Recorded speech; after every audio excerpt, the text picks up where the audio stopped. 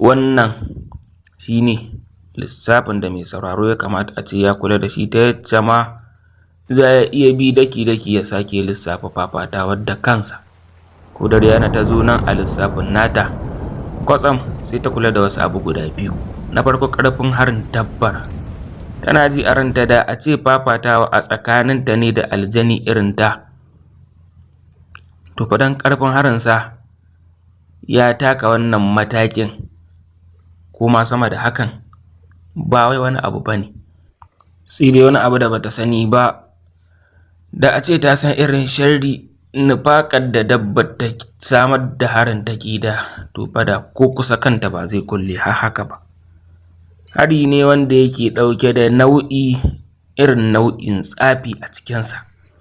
Hari ne harin da kaɗai a cikin dabbobi, tsafaffin dabbobi ne suke samar da irin shi.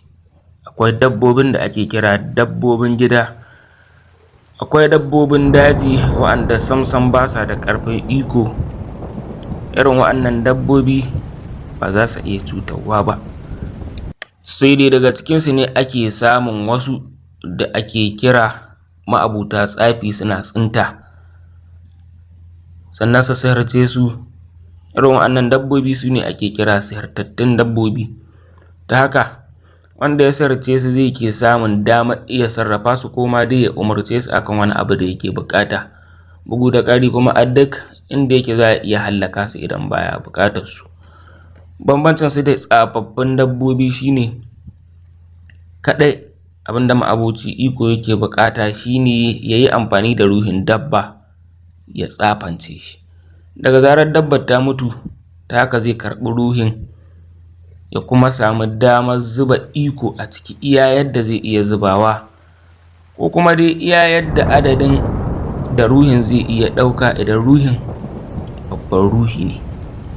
Ta hanyar samar da baƙin tsafi zai danna tsafaffen ruhin a cikin gawar dabbar, sannan a take za su fara bin umarni. Irin wannan dabbobi idan ba kashe su aka yi ba, to fa sam ba sa mutuwa. Hanya ɗaya wacce za ka bi ka kashe su, ka kama su da ƙarfin iko wanda ya ninninka nasu.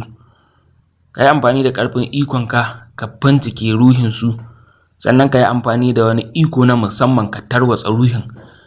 Dalili wanda zai janyo baƙin tsafin da yake a cikinsu ya tarwatse. Idan ba a tarwatsa ruhin nasu ba, to fa ko da ka kashe su banza ka kashe.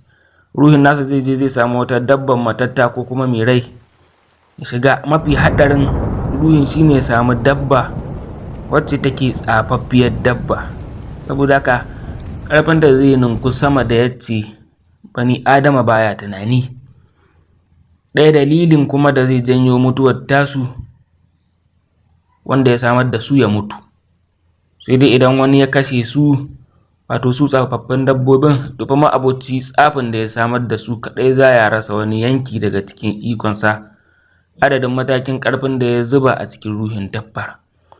Wannan shine bambancin dabba tsafaffiya da kuma dabba sihirtacciya. Sai dai akwai wani abu guda ɗaya wanda Riyana bata sani ba, wanda rashin sanin sa ne ya jefa ta kokwanto kan dabbar da ta kawo mata harin farko. Tsafaffin dabbobi suna da wani abu wanda hatta gabaki ɗaya duniya da kuma duniyar iko babu wanda ya san asalin dalilin faruwar hakan, kaɗai sai kaɗan daga cikin jinsukan mutane, su ma ɗin daga cikin tsoffin ma'abuta iko da kuma tsoffin sarakuna. Wataƙila su ma sarakunan sun samu dalilin sanin ne saboda tarihin da masarautu suke ajiyewa. Amma fa duk da hakan su ma ɗin sai fa bayan da suka zamo manya bisa kowa, bayan da suka san dalilin ne, sai suka mayar da shi sirri, suka kuma binne sirrin a tsakaninsu. Sirrin kuwa shine a duk lokacin da aka samar da wata dabba tsafaffiyar dabba, za a zuba ƙarfin iko a cikin ruhinta, imma matakin Netrem, Elkon ko kuma dai Dalkins. Sai dai a duk lokacin da dabbar ta fuskanci abin hari sannan kuma ta samar da harin, to ƙarfin harin da yana ninka ƙarfin matakinta sau 2. Misali, dabban matsayin Netrem take, a duk lokacin da ta samar da hari, harin yana zamana kuma yana juyewa ya koma daidai da wanda yake ƙololuwan matakin Netrem, mataki na 14. Saboda haka za ka iya cewa rashin sanin wannan sirri ya matuƙar taka rawa wajen jefa Rihanna a cikin halin da take ciki a yanzu. A daidai lokacin da rundunar ta ƙaraso inda take bata kula ba, sakamakon tana tsaka da tunanin waccan kalmar ta Alton.